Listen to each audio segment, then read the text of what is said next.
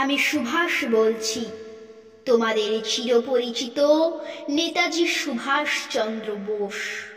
আমি কথা বলছি ইতিহাসের ছেঁড়া পাতা থেকে। আমি কথা বলছি ভারতবর্ষের বিপ্লবী মানুষদের চেতনা থেকে। আমি কথা বলছি তোমাদের আত্মবিস্মৃতির অন্তরাল থেকে। আমি কথা বলছি শোকার্ত মানুষের হৃদয় কারা থেকে। আমি তোমাদের বিবেক বলছি হারানো মনুষ্যত্বের হাহাকার থেকে। স্বাধীনতা প্রাপ্তির ৭২ বছর পর তোমাদের কাছে ফিরে এলাম কয়েকটা প্রশ্ন নিয়ে। বলো তোমরা, ওরা কারা যারা অহিংসার আড়ালে দেশকে বিভাজিত করলো, ধর্মের ভিত্তিতে ভারত ভূমিকে টুকরো টুকরো করলো, গণতন্ত্রের নামে রাজতন্ত্র কায়েম করলো, নিরপেক্ষতার নামে সাম্প্রদায়িকতার বিষ বৃক্ষরোপণ করলো, উন্নত উর্বর ভারত ভূমিকে মুমূর্ষু মৃতপ্রায় বন্ধ্যাভূমিতে পরিণত করলো?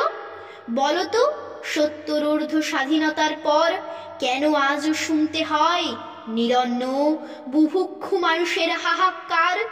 কেন শুনতে পাই অসহায় না বিচার পাওয়া ধর্ষিতা নারীর আর্তনাদ? কেন আজও স্বাধীন দেশের সমস্ত শিশু শিক্ষার আলোয় আলোকিত হয়নি? কেন লক্ষ লক্ষ শিক্ষিত যুবক আজও বৃত্তিহীন, বেকার? আমি একদিন তোমাদের বলেছিলাম, give me blood, I shall give you freedom. রক্ত দাও, স্বাধীনতা নাও।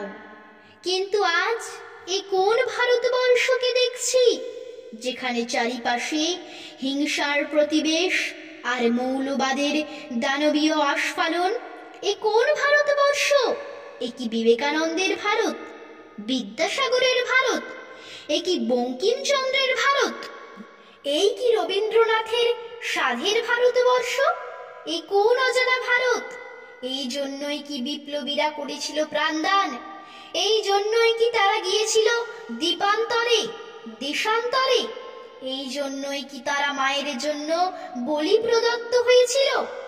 হে ভারতবাসী, গর্জে ওঠো তোমরা, ভেঙে ফেলো সব অচলায়তন, ভেঙে ফেলো সব বাধা ব্যবধান বিভাজন।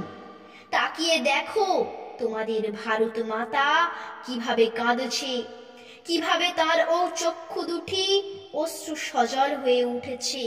মায়ের চোখের জল ২ হাত দিয়ে মুছিয়ে দাও। ফিরিয়ে আনো সেই সোনালী ভারতবর্ষকে, সেই রবীন্দ্র নজরুলের ভারত আত্মাকে। সেদিন আমরা আবার একসাথে এক সুরে এক প্রাণে গাইব, বলো বলো বলো সবে, শত বিনা বেণু রবে। ভারত আবার জগত সভায় শ্রেষ্ঠ আসন লবে। আমি সুভাষ বলছি, তোমাদের স্বাধীনতার দূত নেতাজি সুভাষচন্দ্র বোস। নমস্কার।